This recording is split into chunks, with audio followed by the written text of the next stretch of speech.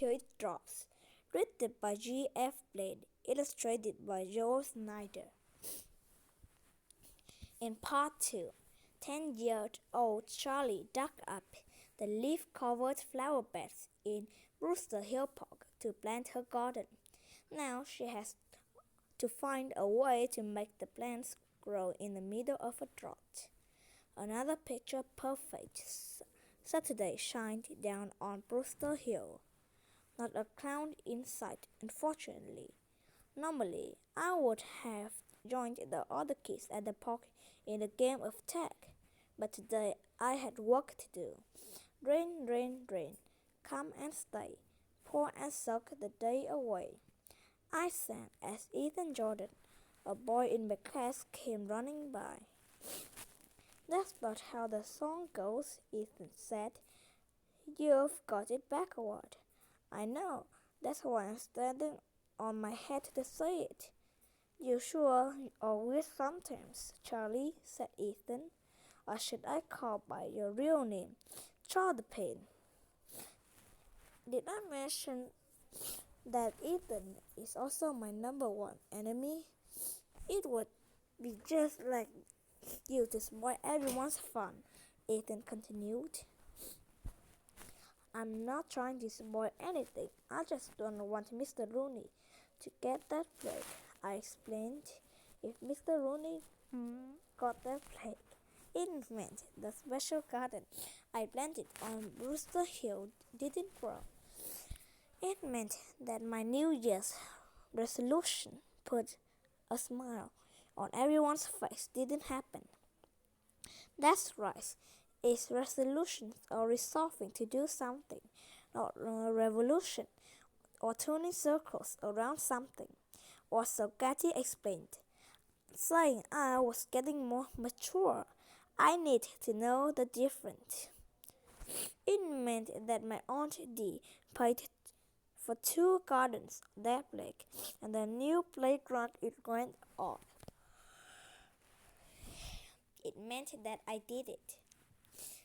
I did, but I didn't mean to do it. I didn't know I needed permission from Mr. Rooney, who is head of the parks department, to plant on public property.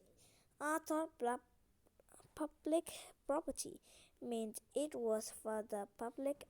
After all, I am a part of the public. My only chance of undoing what I did was to get my garden of roses, watermelons, and apples to grow. But gardens need water, and it has not rained for 2 months. My town has on drought watch. It was against the law to use water on non-essential things, like garden lawns and cars. I offered to give up showering, but my dad nixed that idea. My rain song wasn't working. Plus, my arms hurt from being used as leg. So I got off my hands and went to the library, looked up clouds, which I needed before I could get rain. Learning that clouds come from the cold air smack into the warm air. Great!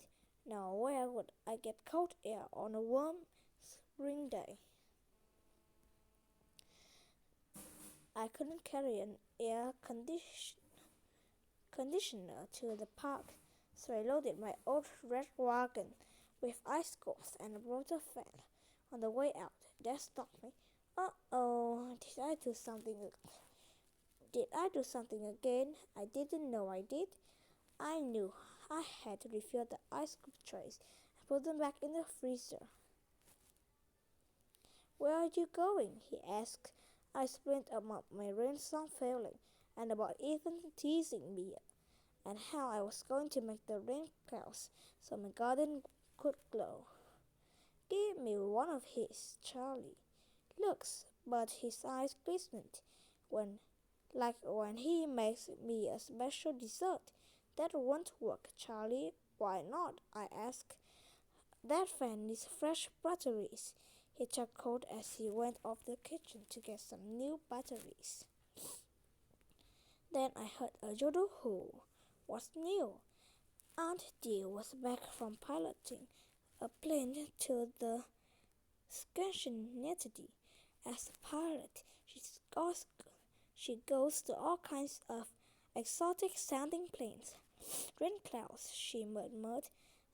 After I explained what I was doing, she gave me an idea. She went to my dad's study and made some phone calls. I told my dad's plan. First off, I will make clouds appear over the garden. Secondly, I will sing my rain song, but also need other people to sing the rain song with me. I'd love to help, Charlie, but I have to go to the store now to get something for the street fair. The Swing to Spring parade starts at 2 this afternoon. I thought you were going to march with your baseball team. I will, I'll be there, I said. See you later then, Dad said. Take Murray with you. Murray is our dog, an old chocolate lab, which is perfect dog for me. First off, because I love chocolate, and secondly, I love labs. Count me in on the plan, said Aunt Dee, coming out of Dad's study. Bring your raincoat, Charlie. On the way to the park, Andy explained about the cloud experiment difference from the ones I thought up. She knew pilots who dropped teeny weeny specks of a silver chemical to the sky that could help clouds grow. Then they flew up and added another chemicals to help the clouds soak up water that's in the air. When clouds get heavy with moisture, tiny water droplets join together to make raindrops, which dropped to the ground, she explained. When we got to the park, Ethan and the other kids had gone, getting ready for the parade. No doubt, I didn't want to miss the street fair, but there was work to do. I set the wagon filled with ice cubes in front of my garden. I blew air from the fan onto the ice cubes. Cold air was thus backing into warm air right over my garden. Clouds would be forming any minute. Then I sang my rain song, and they sang it right side up. They stared partly because my arms still hurt. Aunt Dee and I held hands and sang my song together. Rain, rain, come and stay, pour and soak the day away. We sang. Oh, sang Murray. We sang softly. We sang at the top of our lungs. Even with Murray joining in, there was still no rainstorm. My garden will not grow. Mr. Rooney will get his blood. I cried. Don't give up, Eddie. That's when we heard then saw a small airplane flying over. That must be your experiment, I said. I hope it was better than mine. About that, Eddie started to say, there's someone coming up the hill. It was Dad. Couldn't let you two have the fun, Dad said. Besides, I thought I could use a backup with your rain singing. I think we'll have a better chance if more people participate. Don't you agree? Sure thing, Dad, I cried.